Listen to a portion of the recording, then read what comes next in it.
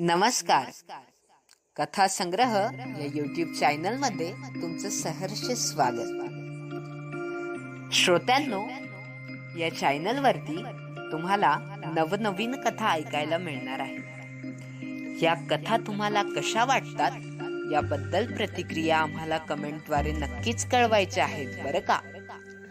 आणि त्याचसोबत व्हिडिओ जर आवडला तर व्हिडिओला एक छोटंसं लाईक करायचं आहे, शेअर करायचा आहे व्हिडिओ, आणि अशाच नवनवीन कथा ऐकण्यासाठी कथा संग्रह या चॅनलला सबस्क्राईब करायचं आहे. आणि हो, आठवणीने तुम्हाला बेल आयकॉन ऑन करायचं आहे. आम्ही जी कोणती नवीन कथा घेऊन येऊ त्याचं नोटिफिकेशन सर्वात पहिले आपल्याला मिळेल. तर मग चला ऐकूया आजची कथा. आज ऐकूया कहाणी तू ही रे माझा मितवा, लेखिका हर्षदा देशमुख. तू ही रे माझा मितवा, भाग 4. वेद, तू असाच मूर्खपणा करणार असशील तर मी ठेवू का फोन? ती लटक्या रागाने म्हणाली. फोन ठेवायचा विषयच नाही, रात्रभर फोन ठेवायचा नाहीये तू, आज बोलत राहायचं. तिचा हा नेहमीचा अधिकारवाणीचा स्वर त्याला खूप प्रिय होता. कुठलीही आर्जवे नाही, नेहमी आवाजात हुकूमत, आणि ह्याच तिच्या मनस्वी रूपाने त्याला प्रेमात पाडलं होतं. अजिबात नाही. आज एका दिवसात खूप मानसिक चढ उतार झालेत. डोळे आपोआप मिटतायत माझे, ती चटकन बोलून गेली. ये वेडाबाई, मग अगोदर सांगायचं ना. ओके ठीक आहे, झोप तू आता. आपण असंही उद्या भेटणार आहोत ना रात्री. उद्या कसं काय? मला यायला उशीर होईल. वेद, होऊ दे, मी वाट बघेन. अजिबात नाही हा वेद, ऑफिसला उशीर होतो रे. ये यार, असं नाही, तो चिडक्या स्वरात म्हणाला. वेद, तुला ऐकावं लागेल. आणि हो, कुठल्याही संभाषणात, चर्चेत, भांडणात माझा शब्द शेवटचा आहे. मान्य? बरं बाबा, आता सरळ ऑफिसात भेटू. उद्या दिवसभर फोन तर तू करणार नाहीस हो ना? हो बरोबर, ठीक आहे यार. काय आता? Bye, good night. अजून काही? मिस यू यार सोना, मिसिंग यू टू. झोप आता, सोमवारी भेटू. उद्या रात्री फोन करेन पोहोचले की. ओके. फोन ठेवल्यावर स्वतःशीच गोड हसत तिने स्क्रीनवरच्या फोटोवर ओठ टेकवले. त्याच्या कानात बोलल्याप्रमाणे हळुवारपणे म्हणाली, स्वीट कॉफी. समोर हवेच्या झुळकीस रशी फुलं पानं हळुवार डोलत होते. तिला आवडतात म्हणून लावलेल्या गुलबक्षीच्या फुलांचा गोडसर धूम सुगंध तिला नेहमी त्याची जाणीव करून द्यायचा. त्या उमललेल्या मोहक फुलांकडे पाहून नकळत तिचे डोळे भरून आले. रेवा आणि त्याच्या मैत्रीविषयी येणारी अभद्र शंका तिने झटकून टाकली. बसल्या जागेवरून दीर्घ श्वास घेत तिने तो सुगंध श्वासात भरून घेतला. त्या सुगंधस्रशी त्याची जाणीव मनभर पसरली आणि त्याला असंच मनात बंदिस्त करून घ्यावं, कुणाचीही नजर याच्यावर पडायला नको, असा प्रेमखुळा विचार डोक्यात आल्यावर तिला हसू आलं. आणि आपण असे एकांतात उगाच हसतोय हा विचार करून दावश प्रेम वेड असतं, किंबहुना वेड लावतं, असा निष्कर्ष स्वतःलेप्रत काढून ती झोपायला गेली. दिवसभर आई बाबा ताई यांच्याशी मनमोकळं बोलून आईकडून लाड करवून घेत पुण्याला निघायची वेळ केव्हा झाली ते कुणालाही कळलं नाही. रीमाला वेदबद्दल सांगताना तिने रेवाचा उल्लेख जाणीवपूर्वक टाळला होता का कुणास ठाऊक. एक अनामिक भीती मात्र तिच्या मनात घर करून बसली होती. कधी नव्हे ते आज घर सोडताना पाय निघत नव्हता आणि डोळ्यात वेदला भेटायची ही ओढ होती. नात्यांच्या ह्या दोन्ही पैलूमध्ये, ओढीमध्ये प्रेम नव्यानेच गवसत होतं, उमलू पाहत होतं, त्यामुळे ते नवखे पण गोड हुरहुर लावत होतं. भरलेल्या डोळ्यांनी निरोप घेऊन ती निघाली. 2.5-3 तासाच्या ह्या प्रवासात बाबाशी देखील ती खूप विषयांवर भरभरून बोलत होती. पहिली नोकरी, आलेल्या अडचणी, तिच्या विभागात तिची होत असलेली स्तुती, हे तिने अगदी शाळकरी पोरीच्या कोवळ्या उत्साहात बाबांना सांगितलं. एरवी कधी ते सोडवायला आले की इंदापूरला कानात टाकलेले हेडफोन्स सरळ डिब्बेवाडीलाच कानातून बाहेर यायचे. आज त्यांची गरजच पडली नव्हती. पैसा नाही तर थोडासा सुसंवाद ही नात्यांसाठी किती महत्वाचा असतो याची जाणीव नकळत का होईना श्रीकांत मोहित्यांना झाली होती. मन विचारांच्या गुंत्यात अडकून पडलं. मुलीच्या अल्लड उमलत्या वयात, तिच्या फुलपाखरी कॉलेजच्या दिवसात आपण पालक म्हणून तिच्याशी सुसंवाद ठेवायला, तिला समजून घ्यायला कमी पडलो. आपण आपल्याच शेअर मार्केट, इन्व्हेस्टमेंट, सतत मीटिंग्स, मग त्यावरून पत्नीशी दुरावा, ह्या सगळ्या गोष्टीत इतके गुरफटले गेलो की राजकन्यांसारख्या पोलूच्या आयुष्यातून मिडास राजासारखे दुरावले जात होतो. आज नियतीने एक सणसणीत चपराक मारली आणि खडबडून जाग केलं. ऋतूच्या साबणाच्या फुग्यासारख्या रंगीत, क्षणात उमलणाऱ्या, मिटणाऱ्या गप्पा ऐकून ते सुखावत होते. काही दिवसांपूर्वी जिच्या लग्नासाठी ते वर्षसंशोधन करत होते, तीच ऋतू आता अगदी अल्लड वाटत होती. तिच्या सोसायटीसमोर गाडी थांबली. ह्यावेळी मोहिते आवर्जून तनू आणि प्रियाला भेटले, विचारपूस केली. थोडा वेळ थांबून ते परतीच्या वाटेला लागले. यार काका ठीक आहे ना? तनू रूममध्ये आल्यावर खुर्चीवर बसत आश्चर्याने म्हणाली. ऋत्या, काय झालं ग घरी? म्हणजे सांगायचं नसेल तर ओके, पण काका चक्क हसून बोलत होते आमच्याशी. एरवी म्हणजे प्रिया जरा आंबट तोंड करत म्हणाली. अगं सांगते आता, मला शेअर करायला काहीच प्रॉब्लेम नाही. फ्रेश होते तोपर्यंत आईने काय काय खायला दिलं ते खाऊन घ्या, मग गप्पा मारूया. ओके, ती हसत म्हणाली. तिने पोहोचले म्हणून वेदला मेसेज पाठवला आणि चेंज करायला गेली. घरच्यांबद्दल पहिल्यांदाच इतक्या आपुलकीने बोलणाऱ्या ऋतूकडे तनुप्रिया आवाक होऊन बघत राहिल्या. इतरवेळी घरून आल्यावर हुश सुटली. हे पहिलं वाक्य असायचं तिचं आणि काही विचारलं तर जाऊ द्या त्याचं नेहमीच असतं. त्यात काय सांगायचं असा काहीसा सूर असायचा. एकूणच ह्या 2 दिवसात चांगलं झालं की वाईट झालं यापेक्षा साचून डबकं झालेलं नातं वाहतं झालं हे महत्वाचं ठरलं. फ्रेश वगैरे होऊन गेलरीतल्या तिच्या आवडत्या झुल्यावर बसत ताईच्या आयुष्यात आलेल्या वादळाबद्दल, तिच्या गैरसमज, वेडेपणा याबद्दल ती बराच वेळ बोलत राहिली. तिचं सगळं ऐकून घेतल्यावर दोघीही सुन्न झाल्या. जरा वेळ शांततेत गेला. कुणीही कुठलीच प्रतिक्रिया दिली नाही. पण रीमाच्या ह्या परिस्थितीवरून आता त्या तिघींच्याही मनात एकच कल्लोळ चालला होता. रेवा आणि रेवती. पण कुणीही त्याविषयी अवाक्षरही बोललं नाही. चांगल्या तासभर गप्पा मारल्यावर उद्या लवकर उठायचं म्हणून त्यांनी गप्पा आवरत्या घेतल्या. दिवे मालवून त्या झोपायला जाणार तोच ऋतूचा फोन वाजला. पलीकडे वेद होता. कितीही नाही म्हटलं तरी हा वेडा कॉल करणारच हे तिने गृहीत धरलं होतं. तो काही बोलणार त्याचा. आताच नेहमीप्रमाणे तिची बडबड सुरू झाली. वेद, आता बोलायचा देखील त्राण नाहीये माझ्यात. सकाळपासून इतकी बडबड केलीय मी. ऐक ना. मी. वेद, तू ऐक ना. उद्या ऑफिस आहे ना रे. ऋतू एक मिनिट ऐकून घे. मी. वेद, तू. आता मात्र तिचं बोलणं पूर्ण होण्याच्या आत त्याने तिला थांबवलं. ये वेडाबाई खाली ये. मी आलोय. ऐकत जा थोडं. अगदीच बोलू देत नाही. काय तिच्या इतक्या जोरात काय मॅलेटल्याने तनुप्रिया उठून बसल्या. काय ग काय झालं दबक्या आवाजात प्रिया म्हणाली. काही नाही. झोपा तुम्ही मी आलेच. डोक्याला हात मारत दोघीही हसत सुटल्या. तिलेची चावी शोधेपर्यंत दाश प्रेम लग्न बिग नो फॉर मी असं मॅलेणारं कालपरवापर्यंत कुणीतरी होतं बरं का असा टोमणा मारून प्रिया तिला चिडवत होती. आल्यावर बघते दोघींना म्हणून ती दरवाजा ओढून बाहेर पडली. वेदचं येणं तसं तिला अगदीच अनपेक्षित नव्हतं पण येईलच अशी ही खात्री नव्हती. ती बाहेर आली. तो गाडीला टेकून उभा होता. विस्कटलेले केस, टी शर्ट आणि जीन्समध्येही तेवढाच रुबाबदार दिसत होता. तिला समोर पाहताच त्याने कानाला हात लावून सॉरी म्हटलं. ती गाल फुगवून कंपाऊंड लगतच्या बाकावर जाऊन बसली. तोही शेजारी जाऊन बसला. ती रागाने जरा दूर सरकून बसल्यावर तोही हसत तिच्यापासून अजून दूर जाऊन बसला. वेद, मी कालच नको म्हटले होते तुला. आता तू केव्हा परत जाणार? झोपणार केव्हा? उठणार केव्हा? उद्या ऑफिस आहे ना. ये काय ग सारखं ऑफिस ऑफिस. तुला बघायचं होतं. बास. माझ्यासाठी विषय संपला. त्याच्या चेहऱ्यावर पसरलेली नाराजी तिने ओळखली. आणि हा इतक्या दूर भेटायला येऊनही आपण असं चिडून बोलतोय. चुकलं जरा असा काहीसा विचार करत त्याला जरा चिडवत म्हणाली. बघू जरा. चिडल्यावरही खळ्या पडतात का गालाला? आता गोड बोलायचा काही विषय नाहीये चिडक्या स्वरात तो म्हणाला. खरं तर तिला समोर पाहताच मिठी घ्यायची त्याची इच्छा झाली होती पण वेळ काळ स्थळ पाहून ती बाजूला ठेवली. त्यात तिने ऑफिस सारखा रुक्ष विषय काढल्याने तो अधिक चिडला. मग हे असं समोर आल्यावर गोड हसायचा आणि समोरच्याला त्या डिंपलच्या जाळ्यात अडकवायचाही काही विषय नव्हता. त्याच्याच भाषेत त्याला चिडवत ती म्हणाली. तो दूर बसला होता. जरा त्याच्याकडे सरकली. तसं चेहऱ्यावरची नाराजीची एकही रेष हलू न देता कोरड्या आवाजात म्हणाला. सॉरी. तू नाही म्हणत असताना मी असं यायला नको होतं पण घरी काय झालेलं? ठीक आहेस ना आता तू? हो ठीक आहे. उद्या बोलूच ते ऑफिस सुटल्यावर. आणि चिडू नकोस ना. मी रागावू नाही शकत का तुझ्यावर? थोडं सुद्धा रुसू नको. लाडीकपणे त्याच मन वळवायच्या प्रयत्नात ती होती. ऋतू, मला माझ्या प्रत्येक क्षणात तू हवी आहेस. जेव्हा वाटेल तेव्हा मी भेटायला येणार. मला माहित नाही काय होतं. असं वाटतं की हे एक साखर झोपेतलं स्वप्न आहे. आता डोळे उघडतील आणि समोर तू नसशील. कितीही वेळ सोबत असलो तरी मन भरत नाही असं वाटतं. हे तुझ्या माझ्यातले क्षण पारयासारखे निसटून जातील. तो भान हरपून मनातलं बोलत होता. ती त्याच्याकडे बघतच राहिली. काही क्षण निशब्द गेले. ओके चल निघतो. ऑफिस आहे. मुद्दाम ऑफिस ह्या शब्दावर जोर देत आणि तिच्या मघाच्या प्रश्नाला उत्तर देण्याचं टाळत तो म्हणाला आणि जाण्यासाठी उठला. बरं बाबा, चुकलं माफ कर. ती रडकुंडीला येऊन म्हणाली.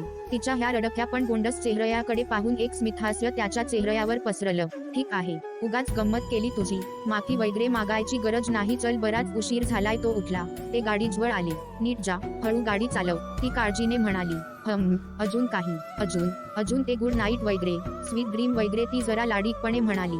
काळी जादू वगैरे येते का ग तुला? तिच्या डोळ्यात एकटक बघत तो म्हणाला. हे काहीतरीच. काय काळी जादू? मग हे असं तुझ्या ह्या गर्द कॉफी रंगाच्या डोळ्याचं आणि चेहऱ्यावर मुजोरपणे येणाऱ्या बटाचं कारस्थान तरी काय असतं? मी झोपूच नये का? वेद, तिने लाजून नजर चोरली आणि तिला काही सुचेनासं झालं. तो फक्त हसला. मोठ्या कष्टाने तिचा निरोप घेऊन तो निघाला. रात्र गहिरी होती. कुठे कुणाला तरी कुणी मिळाल्याची स्वप्न तर कुणाला कुणी गमावल्याची स्वप्न. कुणी गर्द गहिरया डोळ्यांच्या डोहाच्या तळाशी शांत विसावलं होतं तर कुणाची स्वप्न चक्क गालवरच्या खळीत विरघळली होती.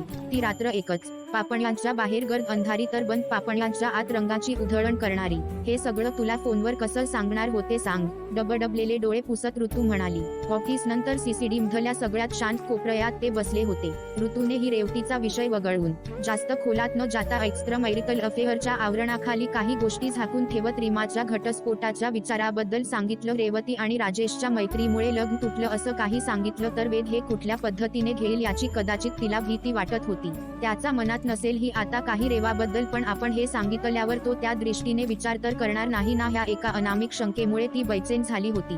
तिच्या हातावर आपले हात ठेवत त्याने धीर दिला. ऋतू, आपण आहोत तिच्या ह्या प्रवासात तिच्यासोबत. काळजी करू नको, सगळं ठीक होईल. आणि काय सांगावं, तिच्या आयुष्यात अजून खूप चांगलं काहीतरी लिहिलं असेल. आता होतं त्यापेक्षा कितीतरी छान आयुष्य.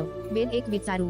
बोल ना. ताई, लग्न ठरलं तेव्हा खूप खुश होती, खूप प्रेमात होती त्याच्या. आता पुन्हा नव्याने ती कुणाला आपलंसं करेल? वेद, प्रेम दुसऱ्यांदा होऊ शकतं. मनातली धाकधूक शब्दांत उतरली होती. हा प्रश्न जेवढा तिने रीमासाठी विचारला होता तेवढाच तो स्वतःच्या समाधानासाठीही विचारला होता.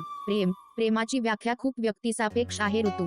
खरतर प्रेमाची अशी कुठलीच प्रमाण लिखित संहिता नाहीये की ज्यात लिहिलं प्रेम असंच करावं, कुणावर करावं, कितीदा प्रेम व्हावं याची काही परिमाण नाहीये. राधा, मीरा, रुक्मिणी सगळ्यांच्याच प्रेमाला मान्यता मिळाली. ह्या जगात जोपर्यंत प्रेम हे त्याचं प्रतिरूप शोधत नाही तोपर्यंत त्याचा प्रवास चालूच असतो. लोक त्याला पहिलं दुसरं प्रेम असं काही म्हणत असतील ही, पण ते फक्त शोधात असतं आणि त्याला ते सापडलं की ते निर्धास्त होतं, स्थिरावतं. त्यामुळे प्रेमाला पहिलं दुसरं ह्या क्रमात बांधणं योग्य नाही. मला तिची काळजी वाटते वेद. ऋतू, तिने इतक्या सकारात्मक पद्धतीने हे सगळं घेतलं. यात ती किती खंबीर आहे हेच दिसून येतं. त्यात तिला फक्त तुमची साथ हवीये. बरेच प्रसंग येतील जिथे ती एका वळणावर येऊन ह्या सगळ्या मानसिक तणावाने थकून जाईल. तेव्हा फक्त तुमचा सोबतीचा हात आणि आम्ही आहोत सोबत हे पाठबळ तिला नवी उमेद देईल. तुम्हीच जर तिच्यासमोर हातपाय गाळून बसलात तर कसं चालेल? नाही रडणार तिच्यासमोर. बरं, ती पुण्यात परतल्यावर आपण भेटू तिला. नाव फीलिंग बेटर. वेदच्या बोलण्याने तिला जरा धीर मिळाला खरा, पण आपण त्याला सगळंच काही खरं सांगितलं नाही हे तिचं मन तिला वारंवार बजावत होतं. हो, दडपण गेल्यासारखं झालं. अरे हो, कालपासून विचारीन म्हणते. आता आठवलं ते महिन्याअखेरीस आपली ट्रेनी ग्रुपची जी ट्रिप आहे त्यातून मी बॅक आउट करू शकते का? ऍक्च्युली तनू आणि प्रियासोबत मी अगोदरच ह्या छान ऐसपैस सुट्टीचा प्लॅन बनवला होता. सो नो वे, वेडी झालीस का तू? गरज वाटली तर तनू प्रियासोबत मी बोलतो, पण गोवा माझा लाडका समुद्र तेही तुझ्याविना मी विचारच करू शकत नाही. शिवाय काय? तिने सहेतूक त्याच्याकडे बघितलं. शिवाय हेच की तुझ्याशिवाय काहीच नाही तू हवी. तो काहीतरी लपवत असल्यासारखं बोलला. खूप हट्टी आहेस ना तू? अरे विषय आहे का? नवंकोर प्रेम आहे माझं आणि किती अवघड होतं ते मिळवणं माझं मला ठाऊक. आता हट तर करणारच, मग तो कॉफीसाठी असू दे की स्वीट कॉफीसाठी. तो तिचा हात हातात घेऊन बोलला. आणि मी नाही म्हटले तर त्याच्या हातातून हलकेच हात सोडवत ती म्हणाली, तू नाही म्हणायला मी तुझी परवानगी मागितलीय. कुठे समोर ठेवलेल्या कॉफीचा एक घोट घेत तो म्हणाला, तू असं काही बोलणार असशील तर मी नाही येणार गोव्याला. सांगून ठेवते, प्रॉमिस कर तिथे गेल्यावर असं काही कॉफी स्वीट कॉफी बोलणार नाही. ते लाजेने ती गोरीमोरी झाली होती. ओके बाबा, तिथे गेल्यावर कॉफी स्वीट कॉफी बद्दल अजिबात बोलणार नाही. पक्का प्रॉमिस? मग ठीक आहे, बोलणार नाही हे प्रॉमिस आहे. घेणार नाही याबद्दल काहीच ठरलं नाहीये हे फक्त लक्षात ठेव. तिला पाहून हलकेच विंक करत तो म्हणाला, वेद मी बोलणार नाही. ज्या गालावरची लाली लपवायचा खुळा प्रयत्न करत ती म्हणाली. बराच वेळ ते आपल्याच गोडगुलाबी गप्पांत हरवून गेले. समान त्रिज्या असलेलं आणि प्रेम हे एकच केंद्रबिंदू असलेलं. पुढे काय वाढवून ठेवलं असेल त्यापासून अनभिज्ञ असलेलं त्याचं अवकाश निदान आज तरी प्रेमाच्या असंख्य चांदण्यांनी खुलून दिसत होतं. New moon with face, new moon with face, new moon with face, new moon with face. नमस्कार, ही कथा आपण ऐकत आहात कथा संग्रह या YouTube चॅनलवरती. ही कथा आपल्याला कशी वाटली ते आम्हाला कमेंट्सद्वारे नक्की कळवा.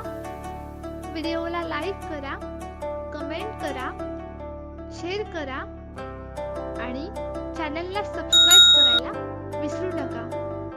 धन्यवाद.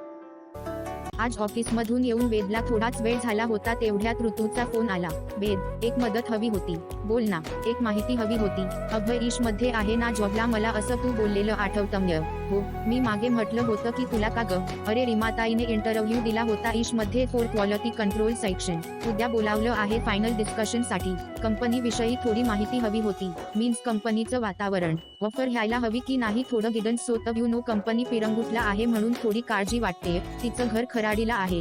रैलकत करायचं म्हणजे शोर असायला हवं ना. OHH ठीक आहे, नो प्रॉब्लेम मी बोलतो अव्यशी. नाहीतर एक काम कर ना, मला सांग ताई कुठे आहे आणि कधी बोलावलं डिस्कशन साठी. ती माझ्याकडे आलीय. उद्या दुपारी 12 नंतर बोलावलं. ग्रेट, मी अभ्याशी बोलतो आणि एक 5 मिनिटात फोन करतो. ओके. अभ्याशी बोलून त्याने लगेच तिला फोन केला. ऋतू, उद्या अभ्याची जनरल शिफ्ट आहे, तो लवकर निघेन. ताईला गरवारेजवर थांबायला सांग, तो ताईला तिथे पिक करेल. मी अभ्याचा नंबर पाठवतो, तो दे तिला. कंपनीपर्यंत सगळ्या शंका विचारून घेता येतील नाही का? Are you sure? म्हणजे त्याला असं त्रास द्यायला जरा ऑकवर्ड होतं. अरे डोंट वरी, तुला माहितीये ना अभ्या किती कूल आहे. He is more like my big bro. तो ताईला अगदी व्यवस्थितपणे समजावून सांगेल. ओ गण. रीमा 5 मिनिट थांबली नसेल तोच अभ्याची गाडी आली. फॉर्मल ड्रेस, माफक मेकअप, व्यवस्थितपणे बांधलेले दाट केस, चेहऱ्यावर शांत सौम्य भाव. ऋतूचा चेहऱ्याशी बऱ्यापैकी मेळ खाणारा चेहरा असल्याने अभ्याने बरोबर ओळखलं. हई कमेन. थँक्स अभ्ये. अरे थँक्स काय, काही विशेष करत नाहीये मी. ऍक्च्युली ऋतूसोबत बोलताना तुमचा रेफरन्स मिळाला म्हणून जरा डिस्टर्ब केलं. एकतर तुम्ही म्हणून नको, अभ्यच म्हण. आणि डिस्टर्ब वगैरे काय नाही. म्हणजे आताच ही ऑफर स्वीकारू की नको ह्या संभ्रमात आहे मी आहे. पण जे वर्क प्रोफाईल ते देत आहे ते माझ्या करिअरच्या दृष्टीने विचार केला तर मला खूप फायदा होईल. यू माइट बी नाविंग जरा खाजगी आयुष्यात ही खूप उलथापालथ झाली आहे म्हणून मग विचार केला की नवीन काम, नवीन वातावरण, यामुळे कदाचित मन गुंतून राहील. वेगळे काही विचार येणार नाही. माझा कन्सर्न एवढाच आहे की लेडीजसाठी वर्किंग कल्चर कसं आहे. कंपनी दूर असल्याने थोडी काळजी वाटते. वेदने सांगितलं मला त्याबद्दल. ओके.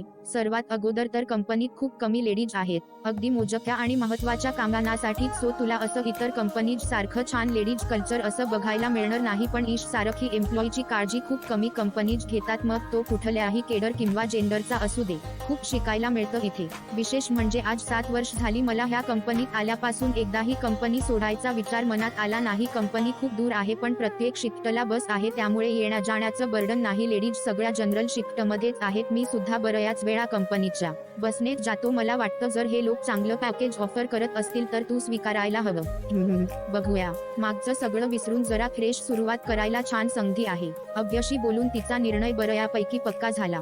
त्याच्या गाडीच्या डॅशबोर्ड पडलेला एका बॅजवर तिचं लक्ष गेलं. तिचा चेहरा आनंदाने उजळला. हा बॅज सह्याद्री वेडे ट्रायकर्स शवी ट्रायकर्सचा आहे ना? मी तर वेडी आहे ट्रेकिंगसाठी. लग्न झालं आणि त्याला आवडतं नाही म्हणून सोडून दिलं होतं. पण यांचे सगळे ट्रेकिंग ब्लॉग्स नियमित वाचत असते मी आणि युट्यूबवरच सगळ्यात आवडतं चॅनल आहे हे माझं. तुलाही आवडतं ट्रेकिंग? आवडतं? अरे इट्स माय पॅशन. मी सभासद आहे शवीचा बऱ्याच वर्षापासून. माझे विकेंड सुट्ट्या सगळ्या ह्या ट्रेकिंगसाठीच असतात. हे यू कॅन जॉईन शवी लेडीज स्पेशल ट्रेकिंग ग्रुप. खूप मस्त ट्रेकिंग ग्रुप आहे. तुला हवं तर मी बोलतो लीडर सोबत. Oh please, it would be again a great help. नक्की बोलतो आणि सांगतो तुला. वाव, ट्रेकिंग म्हणजे माझ्यासाठी मेडिटेशन आहे. सह्याद्रीच्या कितीतरी आडवटा धुंडाळून झाल्यात तरी सह्याद्री पुरून उरतोच. तुझा सगळ्यात आवडता गड कुठला? हरिश्चंद्रगड. अगदीच तो द पॉइंट म्हणशील तर कोकणकडा. मला धो पावसात भिजणारा कोकणकडा बघायचाय. त्यात आयुष्यातल्या सगळ्या कटू आठवणी स्वच्छ धुवून टाकायच्या आहे. तू इंद्रवज्र पाहिलं इथे? काय फिलिंग असतं तेव्हा? तिच्या डोळ्यात जणू कोकणकड्याचं सावरी धुकं साचलं होतं. इंद्रवज्र बघायची गोष्ट नाहीच, ते अनुभवायचं आणि पुन्हा अनुभवायला विसरून जायचं बस. हरिश्चंद्रगड म्हणजे पहिलं प्रेम आणि कोकणकडा म्हणजे कम्प्लीट मेअरनेस. आणि इथे येऊनही इंद्रवज्र पाहिलं नाही तर पुनर्जन्म घ्यावा लागेल इतकं कंपल्सरी. 180 डिग्री मधला इंद्रधनुष्य पाहून जीव ओवाळणारे तर 360 डिग्री गोल इंद्रवज्र पाहून काय करतील याचा विचार न केलेलाच बरा. धुक्यावर आपल्या सावलीभोवती जेव्हा ते गोल इंद्रवज्र पडतं तेव्हा ह्या 7 रंगाच्या कैदेत आपली सावली आहे, आपण स्वतः नाही. हा विचार आला की आपल्याच सावलीविषयी ईर्षा निर्माण होते. इंद्रवज्र तू बघच आयुष्यात एकदा. Hope so. सगळं नीट होईल आणि मनाप्रमाणे आयुष्य जगता येईल. दीर्घ श्वास घेत ती म्हणाली. नक्की सगळं नीट होईल. Don't worry. Find is the best medicine ever. सह्याद्रीच्या गप्पा सह्याद्रीसारख्याच अवीट. बेलाग. वेळ कसा गेला, अनोळखीपणा कुठे विरून गेला दोघांनाही कळलं नाही. लंच ब्रेक संपून सगळे पुन्हा जागेवर गेले होते. तेवढ्यात घाईघाईने जय रेवाच्या डेस्कजवळ आला. ऋतू तिच्या कामात व्यग्र होती. रेवा, काय ग, काय झालं? इतक्या घाईत का बोलावलं? कसला टिफिन द्यायचा होता? अरे मघाशी डबा द्यायला विसरले मी तुम्हाला. हा ब्लू तुझा आणि हा रेड वेदला दे जाताना जरा. त्याच्या हातात 2 टपरवेअर डबे देत ती म्हणाली. काय ग, काय आहे ह्यात? त्याने डबे उघडून बघितले. अरे तुझ्यासाठी शंकरपाळे आहेत आणि वेदसाठी होममेड प्रोटीनचं बार्स. मला नाही का प्रोटीन बार्स? तो जरा ऋतूला ऐकू जाईल ह्या आवाजात बोलला. ऋतूच्या कानावर सगळं येत होतं पण तिने जराही लक्ष दिलं नाही. तो जिमला जातो. तू जातोस? तू जेव्हा साक्षात एक्सरसाइज करायला सुरुवात करशील ना तेव्हा नक्की बनवून आणेन. हा माझा घोर अपमान आहे. बरं ठीक आहे, वेदला विचारून ह्यातल घे थोडं. ओके झालंच मग. वेद तू दिलेलं काहीच माझ्याशी शेअर करत नाही हे माहितीय ना तुला? तो अजून मोठ्याने नाटकीपणाने बोलला. बरं बाबा सांगेन मी त्याला. आणि हो त्याला आता आठवण करून दे. कपडे इस्त्रीला टाकून 5 दिवस झालेत आणि आता परवा ट्रिपला निघायचं आहे. वेळेवर गोंधळ घालेल तो. लिस्ट व्हॉट्सअप करेल. दोघांना व्यवस्थित पॅकिंग करा. तुझ्यावर विश्वास आहे रे पण तो वेंधळा आहे जरा. माझ्या घरी गडबड चालू आहे सध्या सो मला पर्सनली लक्ष घालता येणार नाही तेव्हा तू त्याच्या पॅकिंगची काळजी घे. काय तू तुझी काळजी घे. काय का उगाच जगाचा भार वाहतेस? तुला काय मिळणार आहे? मी बोललो असतो पण जाऊ दे. जय सोड न विषय. इतकी सेल्फलेस नको राहूस रेवा. जरा शिकत जा ना. आजूबाजूला पाहून डोळ्यावरचा चष्मा नीट करत तो म्हणाला. जय जा. काम बाकी नाहीत का तुझी? जातोय. ऋतूकडे तिरस्कारपूर्ण नजर टाकून तो निघाला. पार्किंग मध्ये ऋतू वेदची वाट बघत उभी होती. जयशी बोलत तो खाली आला. ऋतूच्या नजरेच्या त्यात आली तसं त्याने बॅगमधून टिफिन काढून वेदला दिला. वेदने तो बागेत टाकला. जरा वेळ त्याच्याशी बोलून जय निघून गेला. ऋतू रिमाताईचा इंटरव्ह्यू झाला का? फोन झाला तुझा? अभ्याचा अजून मला काही कॉल नाहीये. तो ऋतूजवळ आल्यावर बोलला. अजून थांबायला सांगितलं. अभय सोडणार आहे तिला घरी. ती तुटकपणे म्हणाली. रेवा वेदशी दाखवत असलेल्या सलगीने ती जरा नाराज होती. खर्च आपल्यापेक्षा रेवा वेदसाठी योग्य आहे का? आपल्यापेक्षा जास्त प्रेम काळजी तिला आहे का? तिच्या मन प्रश्नाच्या द्वंद्वात अडकलं. काय झालं? इतकी ऑफ का वाटतेय? त्याने काळजीने विचारलं. वेद ते आता जयने तुला टिफिन दिला ना? मघाशी रेवाने दिला होता त्याच्याकडे. ती चाचरत म्हणाली. हो काहीतरी खाण्याचं असेल. ती बनवत असते असंच काहीतरी. का ग? तो सहजपणे म्हणाला. आणि तुझ्या बॅग पॅकिंग बद्दल ती बोलत होती. त्याच्याकडे बघायचं टाळं ती बोलली. मग तिचा हे विचारण्याचा हेतू न कळल्याने त्याने आश्चर्याने तिला विचारलं. मग म्हणजे इतकं पर्सनल की तुझे कपडे इस्त्रीला कधी दिलेय, किती दिलेय सगळं माहित आहे तिला? तुला म्हणायचं काय आहे ऋतू? स्पष्ट बोल. मी जेवताना कधीतरी सहज बोलून गेलो असेल की माझे तर कपडे इस्त्रीवाल्याकडे अडकले आहे वगैरे तिने आठवण करून दिली असेल. वास त्यात काय? आणि तिने मला आणि जय दोघांना हे सांगितलं. मी सांगत नाही तिला की मला आठवण करून दे किंवा मला हे असं काही बनवून दे. तिने काय केलं? काय बोलली ह्याला मी कसा जबाबदार असणार? तो वैतागत म्हणाला. Sorry but she is trying to get too personal with you. वैद तिचे इंटेन्शन मला ठीक वाटत नाही. ती सुद्धा तेवढ्याच नाराजीने म्हणाली. ऋतू तिला माझ्या तुझ्याबद्दल असलेल्या सगळ्या फिलिंग्स माहित आहे. ती तर इनफॅक्ट खूप खुश आहे आपल्या दोघांसाठी. ती तुझ्याबद्दल काही असा विचार कधी करत नाही. तुला काय प्रॉब्लेम आहे तिचा? मला इतर काही सांगू नको. हे सांग माझे इंटेन्शन तरी ठीक वाटतात ना तुला? त्याचा रागाचा पार जरा चढला होता. तो चिडलेला पाहून ती जरा भानावर आली. रेवा विरुद्ध बोलायला आता तरी काही ठोस मुद्दे आपल्याकडे नाही म्हणून तिने जरा पडती बाजू घेत परिस्थिती सांभाळायचा प्रयत्न केला. वेद चिडू नको. स्टुपिड तुला माहितीय ना मी तुझ्यासाठी थोडी पजेसिव्ह आहे. लाडाने त्याचे केस विस्कटून ती म्हणाली. त्याने चिडून तिचा हात बाजूला केला. केसांमध्ये बोटं घालून केस नीट केले. फक्त पजेसिव्ह राहू नको. जरा विश्वास पण ठेव माझ्यावर. तो कोरडेपणाने म्हणाला. ओके सॉरी बोलतेय ना आता? कान पकडत ती म्हणाली. ठीक आहे. त्याने हसून तिच्या गालावर एक हलकीशी चापट मारली. हा स्टुपिड उगाच एवढा हडसम दिसतो. रेवा तरी काय करणार त्याच्याकडे बघत ती मनात म्हणाली. वॉट निघायचं ना? हो म्हणत तिने गाडी स्टार्ट केली. Smiling face with heart shape is smiling face with heart shape is smiling face with heart shape is smiling face with heart shape is Widmer resort ह्या प्रायव्हेट बीच प्रॉपर्टी समोर गाडी थांबली. एकच गलका करत सगळे बाहेर आहे. दोघे तिघे तर पहिल्यांदाच गोव्याला आल्याने अगदीच हरखून गेले होते. खुश होते. बागा आणि कलंगूटच्या मध्ये कुठेतरी असणारी प्रशस्त प्रॉपर्टी समोर 3-4 फ्यात असलेली विस्तीर्ण बाग. पुढे लांबच लांब पसरलेला पांढरया शुभ्र वाळूचा किनारा. शाळकरी पोरांच्या शिस्तीने ओळीत मांडलेल्या शाट. थोडं बाजूला 5 ते 6 वेताचे अधिक टेबल आणि सोफा आणि निळाशार अथांग सागर. शांतता असल्याने समुद्राची गाज हलकीशी का असेना पण ऐकू येत होती. प्रायव्हेट प्रॉपर्टी असल्याने अगदी तुरळक लोक तिथे होते. Welcome to Widmer. गोरा रंग, बर्गंडी कलर केलेल्या केसाचा छोटा बन, उजव्या भुवईवर असलेल पिअर्सिंग. छोट्या चणीच्या एका मुलाने हसत सगळ्याचं स्वागत केलं. जयने जाऊन त्याला करकचून मिठीच मारली. साल्या साक्षात फिरंगी दिसतोय Seyam. You have also changed the lot. चॅम्पो. सेयमने त्याचे गाल ओढले. महाराजा असल चंपो म्हणू नको. सुंदर पोरी आहे सोबत. तो त्याच्या कानात पुटपुटला. ओके. सेयम खळखळून हसत म्हणाला. जयने अगोदर सेयमची आणि वेदची ओळख करून दिली. 12 जणांच्या ह्या ग्रुपची ओळख करून घेताना सेयमच्या नाकी न आले खरे. तो हसून फक्त हेल्लो म्हणत होता. सगळ्यांची ओळख झाली. फक्त ऋतुजा समोर एकटीच उभी राहून समुद्राची गाज ऐकण्याचा प्रयत्न करत होती. Royal blue flower print spaghetti top आणि 3/4 वाऱ्यावर उडणारे तिचे हलके कर्ल्स सावरत ती उभी होती. सगळ्यांची ओळख झाल्यावर दूर उभ्या असलेल्या ऋतूकडे बघत सेयम म्हणाला, calm and that beautiful lady is the birthday girl right. तो तिच्याकडे एकटक बघत होता पण लगेच भानावर येत त्याने वेदकडे बघितलं. Right is the one. डाव्या बाजूला हातांनी हार्ट शेप बनवत गोड हसत वेद म्हणाला, ओ एच याईस आय नो. जाईन सांगितलं मला. त्याच्या बोलण्याचा योग्य तो अर्थ कळून सेयम म्हणाला, ग्राप्लनिंग should be awesome as you promise. वेदने त्याला पुन्हा आठवण करून दिली, you don't worry, it will be memorable birthday for her. जयकडे बघून हलकेच डोळा मारत तो म्हणाला. ग्रुपमधल्या मुलांनी सेयमला लिकर, पब आणि काय थोड्याच वेळात सगळ्याच बाबतीत भंडावून सोडलं. चलो गाईज लवकर फ्रेश होऊया. तुमचे रूम नंबर ग्रुपवर सेंड केलंय, आय कम ऑन फास्ट. जय सर्वांना रिक्वेस्ट करत म्हणाला. दूर उभ्या असलेल्या ऋतूला वेदने हात करून बोलावलं. तिने मानेनेच नकार दिला. वेद आता हिचं काय नवीन, घेऊन ये तिला, उशीर होईल. वैतागत जय मॅलेटला, ये साक्षात, जा तू आत, मी तिला घेऊन येतो. इतका काय वैतागतोय? वैताग येतो ना यार 10 तास ट्रॅव्हल करून. पहाटे 5 पासून बसलो होतो ह्या पुष्पक विमानात. तो नाराजीने म्हणाला, ओके जा तू फ्रेश हो, मी आलोच. आपण रूम शेअर करतोय ना? हो 2 दसरया मजल्यावर. अच्छा. आणि ऋतू खाली सौम्यासोबत 1 ठीक आहे हो, पुढे आलोच. बागेच्या आतल्या बाजूच्या कंपाऊंडला टेकून ती उभी होती. शेजारच्या रेसोर्टमधल्या भल्या मोठ्या कारंजाच्या पाण्याचे तुषार वारयाच्या तीव्र झोताने तिच्या चेहऱ्यावर उडाले. त्या थंड स्पर्शाने ती अधिकच सुखावली. त्या कारंजाकडे तोंड करून दोन्ही हात मस्त पसरवून मनसोक्त ती अजून ते पाणी चेहऱ्यावर घेत होती. वेदला हसू आलं. ये वेडाबाई, हे काय लहान मुलीसारखं? चल फ्रेश होऊन थोडं खाऊन बीचवरच जायचं. चल सगळे चिट्टी. ठीक आहे. नाईलाजाने ती जायला निघाली. बीचवर मनसोक्त खेळून माशांच्या वेगवेगळ्या चविष्ट डिशवर ताव मारून सगळे आता पबला जायच्या तयारीत होते. डान्स लिकर सर्वांना खुणावत होतं. वेद आणि ऋतू जाणार नव्हते. बऱ्याच वेळापासून रेवा दिसली नाही म्हणून जय तिला शोधत होता. त्याने फोन केला. ती बागेत एकटीच बसली होती. रेवा एकटी का बसलीय? चल ना सगळे पबला जाताय, तयार हो. तिच्या शेजारी बसत तो म्हणाला, नको इथे छान वाटतंय आणि ग्रुपने ट्रिपला आलोय ना, मग सगळ्यांनी मिळून मजा करायची ना. ती तर घेऊन गेलीय वेदला बीचवर. या रेवा, वेद म्हणजेच सगळं काही आहे का? माझ्यासाठी नाही येऊ शकत का तू पबला? जय, अगं म्हणजे यार आम्ही पण आहोत ना. काय सारखं वेद वेद आणि उद्याचा दिवस फक्त नंतर शुअरशॉट त्याचं वाजणार आहे, तेही कायमचं. बसू दे काही वेळ, आपण करूया की सेलिब्रेट, कारण मग रडारड भांडण यात अख्ख्या ट्रिपची वाट लागणार आहे. कदाचित आपल्या चौघांना तरी ट्रिप कॅन्सल करून जावं लागेल. ती अप्सरा किती नौटंकी करेल याचा विचार कर. म्हणून मॅलेंटोय आजची रात्र, उद्याचा दिवस फुल एन्जॉय करू.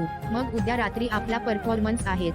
तो तिला मनवायचा प्रयत्न करत होता. ठीक आहे, सॉरी खरंच कधी कधी सारखं वेद वेद करून तू अवतीभवती आहे याचा विसरच पडतो. तुला खूप गृहीत धरते का रे मी? साक्षात्कार झाला, प्रवचन झालं, चलायचं? हो आलेच तयार होऊन, ती हसत म्हणाली. किनाऱ्यावर तुरळक लोक होते. अगदी दूरवर बागा बीचच्या गोंगाटाचा अगदी अस्पष्ट आवाज तेवढा येत होता. लाईट टिमटिमायला लागले होते. कुंभ समर्पित होऊन आताशा सावलीच्या अधीन झाली होती. मादक संध्याकाळच्या धुंदीत असल्यासारखं सुंदर वातावरण आणि त्यात भरीला स्वतःच्याच नादात हरवलेला समुद्र. किनाऱ्यालगत थोडं दूर छान वेताच टेबल आणि लांब सोफा होता. टेबलवर काचेच्या नक्षीदार बशीत लाईट दिवा ठेवलेला होता. अजून त्याची तशी गरज नव्हतीच. बाहेरचा काजळी धरलेला सोनेरी प्रकाश आपलं क्षणभंगूर अस्तित्व दाखवत मिरवत होता. ती वेदच्या खांद्यावर डोकं टेकवून बसली होती. अंगात बेबी पिंक शोर्ट रॉम्पर, गळ्यात बोहो स्टाईल नेकपीस, लांब टसल कानातलं, नाकात छोटीशी सिल्वर नोजपिन, डाव्या पायात काळ्या अँकलेटमध्ये डकवलेलं चांदणीच्या आकारातलं सिल्वर चार्म, डोळ्यात गडद काजळ, अगदी माफक मेकअप. ती तयार होऊन बाहेर आली तेव्हा तिच्या स्टनिंग गव्हाळ रंगावर शोभून दिसणारं हे अटायर पाहून बऱ्याच जणांच्या नजरा तिच्यावर खेळून राहिल्या होत्या. वेद ही बारीक फ्लोरल प्रिंट हाफ शर्ट आणि शॉर्ट्समध्ये कमाल दिसत होता. एकाच रंगाच्या असंख्य छटा पसरवत सूर्यास्त झाला. समुद्राच्या फेसाळ लाटा किनाऱ्याशी लगट करून परतून जात होत्या आणि पुन्हा तेच ते पाठशिवणीचा हा खेळ न कंटाळता बघत ते फक्त बसून होते. वेद काय विचार करतोयस, बोल ना काहीतरी. त्याच्या दंडाभोवती हाताची मिठी घट्ट करत ती म्हणाली, माझ्या आयुष्यातल्या 2 सुंदर गोष्टी एकाच वेळी माझ्या जवळ आहे यावर अजूनही विश्वास बसत नाहीये माझा. समोर डोळ्यात न मावणारं प्रेम आणि शेजारी हृदयात न मावणारं. कुणावर जास्त प्रेम करू समजत नाहीये, फक्त माझ्यावर. त्याच्या बोटात बोट गुंफत ती लाडीकपणे म्हणाली. तो गोड हसला. पुन्हा त्याच्या खोल खळ्या चमकल्या. ती अनिमिष नेत्रांनी त्याच्याकडे बघत राहिली. वेद, मला आता एक कॉपीराईट घ्यायचाय. आता कॉपीराईट? तो आश्चर्याने हसून म्हणाला, तू माझ्या डोळ्यांना नेहमी दोष देतोस ना. हे तुझे 2 डिंपल पण तेवढेच चोर आहे. सारखा त्रास देतात, आज नावावरच करून घेते त्यांना. तो जरासा ब्लश होत हसला. तिने पुढे होऊन त्याच्या दोन्ही खळ्यांवर ओठांनी हलकी लिपस्टिक उमटवली. This deadly sugary dimples belongs to Rutuja only, ती जरा ओरडून म्हणाली. तो बराच वेळ हसत राहिला. तिने दोन्ही हातांनी तिचं तोंड लपवलं. आत्ताच सूर्यास्त होऊन कोवळाचा अंधार पसरला होता. तिचा हात हळूच सोडवत त्याने तो दिवा चालू केला. मिणमिणता हलका उजेड पसरला. त्या उजेडात तिचे काजळ भरलेले डोळे आणि वारयाने चेहऱ्यावर येणारे केस अजूनच मोहक वाटत होते. असं बघू नको, ती केस सावरून एका खांद्यावर घेत लाजून म्हणाली. हवेला पण आवडतं बघ तुझ्या केसाशी भांडायला. नको सोडवू त्याचं भांडण, मला आत्ता काय वाटतं मी सांगू. तिच्या हृदयाची धडधड वाढली. I just wanted to make Catherine तिच्या डोळ्यांना नजरकैद करत म्हणाला. ककुनेय ती गोंधळली. तिच्या डोळ्यातले प्रश्न त्याला अपेक्षित होतेच. त्यासमोर फेसाळणाऱ्या लाटा दिसताय ना. अगदी धावत पळत मनात हजार प्रश्न घेऊन किनाऱ्याकडे येतात. जसं कुणी थांबलंय समोर त्यांना कवेत घ्यायला, पण किनारा त्यांना हलकेच थोपवतो. ह्या तुझ्या हलक्या कर्ल केलेल्या केसांच्या बटांसारख्या लाटा, अगदी मुजोड. किनारा हळुवारपणे त्या केसांतून हात फिरवतो. इट जस्ट मेक अ कॅट्यून तो it's love on. Exclamation mark अगदी असंच. पहिल्यांदा तुला पाहिलं होतं ते ट्रेनिंग हॉलच्या दरवाजात. तुझ्या डोळ्याहून अधिक जास्त प्रेमात मी ह्या केसांच्या पडलो. त्या दिवशी डायरीत पहिली नोंद केली. ककुनेय हा शब्द फक्त माझ्यासाठी असणाऱ्या कोणासाठी तरी बनवला गेलाय असं नेहमी वाटायचं. तुला पाहिलं त्यापूर्वी ही कुणासाठी इतकी चलबिचल झाली नव्हती. आज ह्या लाटा, ही समुद्राची गाज आणि जवळ तू. मला खरं तर विश्वास होत नाहीये बघ ना, आपण आपल्या अतिव आनंदाला खरं मानत नाही. हा आनंद लवकर निसटून जाईल अशी सारखी भीती मनात असते. आनंदाच्या क्षणावर विश्वासच नसतो आपला. चिमटा काढावा लागतो. पण असं दुःखाच्या बाबतीत होतं का? दुःखी असताना निसंशय दुःखी असतो, तेव्हा चिमटा काढवा लागत नाही. हे तुझं असं माझ्या इतक्या जवळ असणं, हा क्षण, हे सगळं निसटून जायला नको. त्याला असं हळवं कातर झालेलं बघून ती त्याच्या खांद्यावर डोकं ठेवून म्हणाली. वेद, हे क्षण आणि असे कित्येक क्षण फक्त आपले असतील. त्याने तिच्या कपाळावर ओठ टेकवले. तिने डोळे मिटले आणि त्याचे हात तिच्या घनदाट केसांमधून हळुवार फिरत राहिले. कॅट्यून अंधाराच्या पार्श्वभूमीवर चंदेरी लाटा किनाऱ्याकडे धाव घेत होत्या. किनाऱ्याच्या कानात हळूच सांगत होत्या. Just make a cartoon in the night till sunshine, till sunset again and again and again. Heavy black heart, heavy black heart, heavy black heart, heavy black heart, heavy black heart. क्रमशः.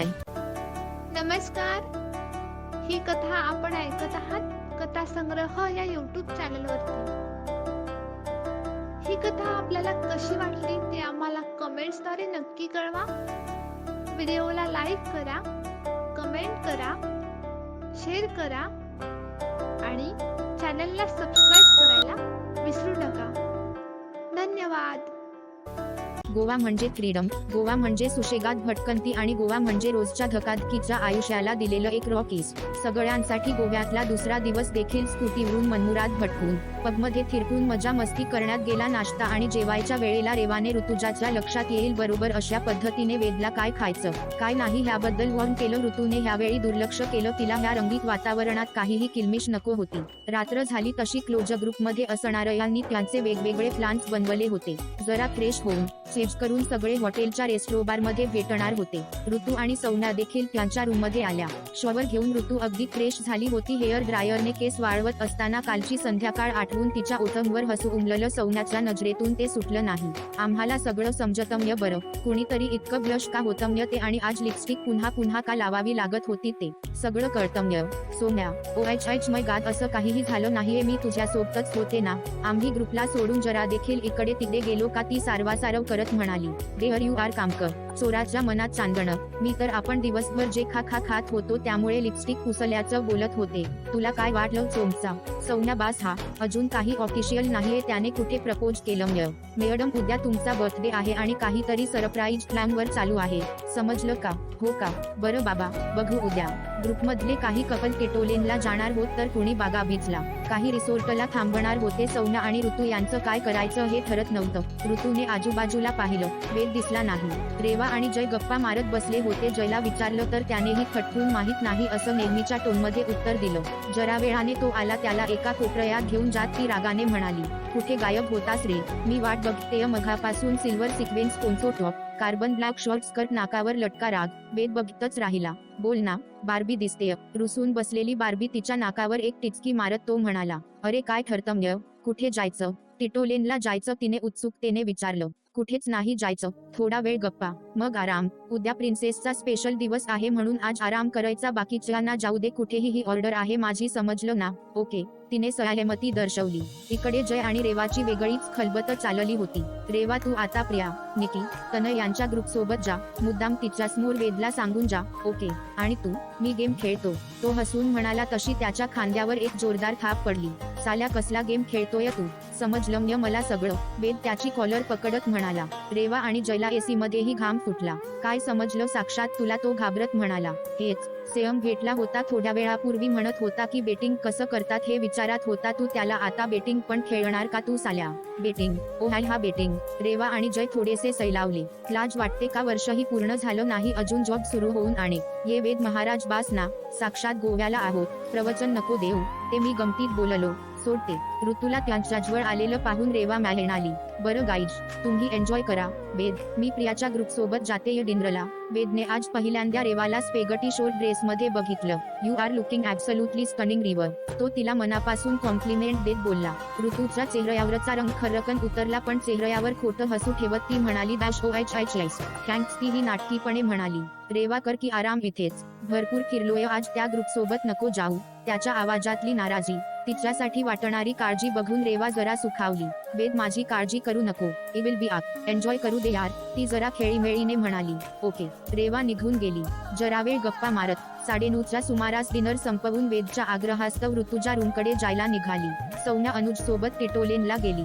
ऋतू रूममध्ये आली की insert करताच लाईटच लागली आणि तिने बघितलं तिच्या बेडवर एका मोठ्या बास्केटमध्ये काहीतरी गिफ्ट सुंदर पद्धतीने ठेवलं होतं. तिने जवळ जाऊन बघितलं, त्यावर एक कार्ड होतं. Sona, this is for you, open it immediately. तिने अधीरतेने ते उघडलं. आत अजून एक कार्ड होतं.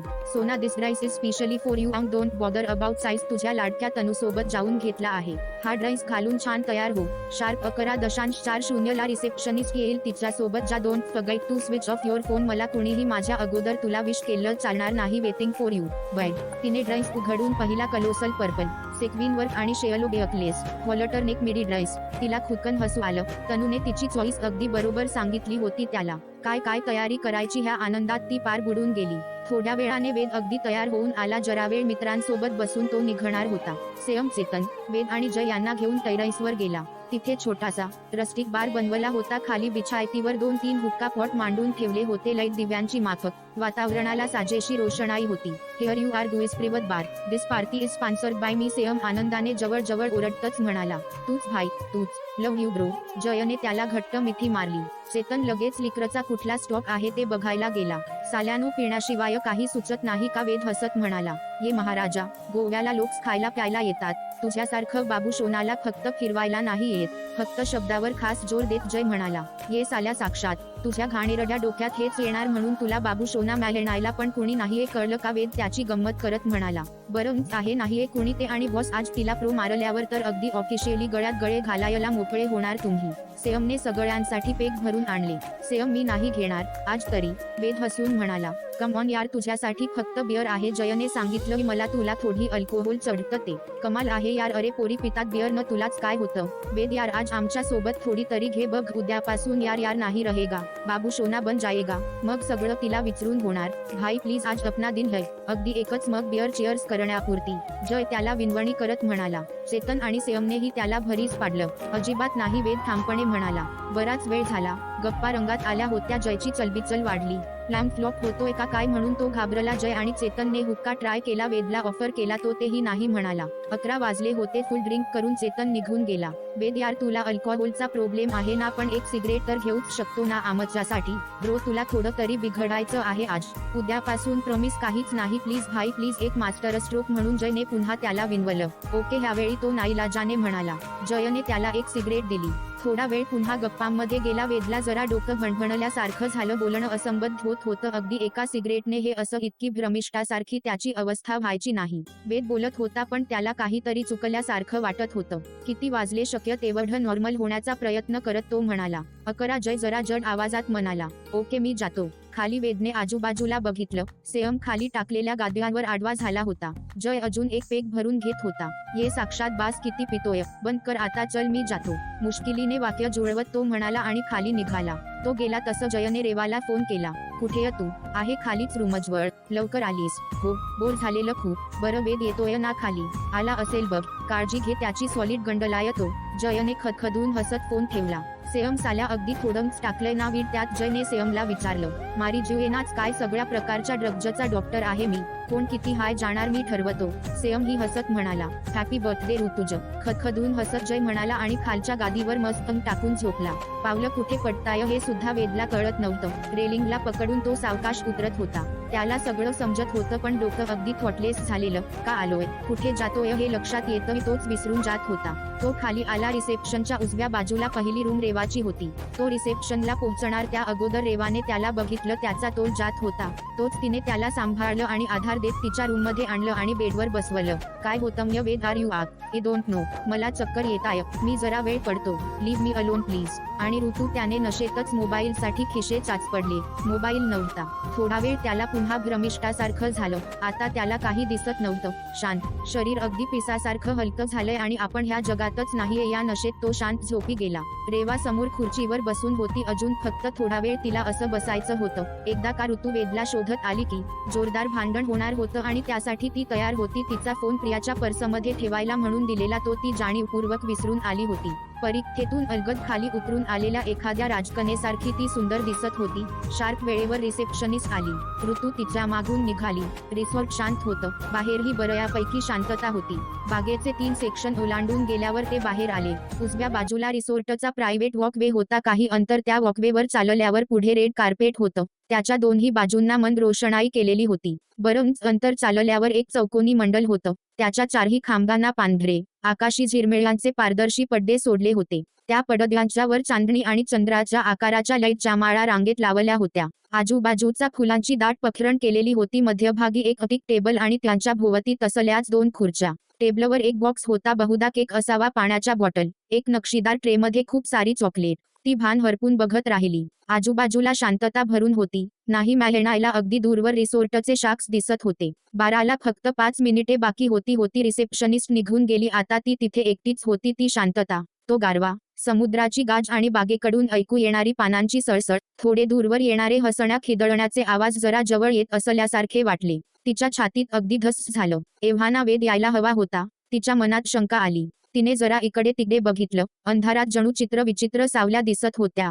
ती घाबरली. खुर्चीवर बसली. येऊ दे, त्याला खूप मारणार आहे मी. सरप्राईज गेलं खड्यात. ती बॉटल उघडून घटाघटा पाणी प्यायली. मागून पावलांचा आवाज तिच्या दिशेला येत होता. तिच्या जीवात जीव आला. हलकन वळून तिने मागे बघितलं. वॉकवेवरून कुणीतरी येताना दिसलं. तिची कळी खुलली. अनामिक गोड धडधडीने ती हुरळून गेली. शेवटी आज इतक्या दिवसांनी हा स्टुपिड मला आय लव्ह यू म्हणणार. किती वाट बघितली मी ह्या दिवसाची. ह्या सुंदर सरप्राईजसाठी त्याला एकच रिटर्न गिफ्ट मिळणार. त्याला हवी असणारी स्वीट कॉफी. ती स्वतःशीच लाजली. तो आत्ता पोहोचेल. काय म्हणेल अगोदर. हॅपी बर्थडे सोना और लव्ह यू सोना. तिची धडधड अजून वाढली. 1 2 3 आत्ता बोलेल. ती अंक मोजत होती. तिची बैचेनी वाढली. पावलांचा आवाज मागे थांबला तसं तिने डोळे बंद केले. वेद हा क्षण डोळ्यात नाही ओठात कैद करायचा आत्ता. तिने ठरवून टाकलं. आणि तिच्या कानावर आलं. Excuse me. एक वेगळाच भारदस्त आवाजात हुकुमी जरब असलेला आवाज. काय. तिने मागे वळून बघितलं. त्या लाल पिवळसर धुसर प्रकाशात तिने त्याच्याकडे निरखून बघितलं. जवळपास 6 फूट 1 इंच वरही असेल.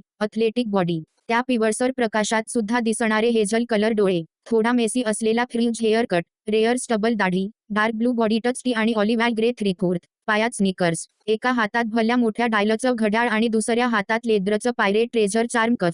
कानात हेडफोन. हातातल्या बिअर बॉटलमधून सावकाश एक घोट घेत तो तिच्यासमोर उभा होता. ती गोंधळली. तिचा हात सावधतेने पर्सवर गेला. त्यात पेपर स्प्रे कायम असायचा. हु आर यू. तिच्या आवाजात आणि नजरेत धार होती. कबीर. हवेची एक झुळूक येऊन गेली. खांबावरून निसटून एक पडदा काही क्षण दोघांमध्ये हेलकावे खात राहिला. Smiling face with heart shape is smiling face with heart shape is smiling face with heart shape is smiling face with heart shape is क्रमशः.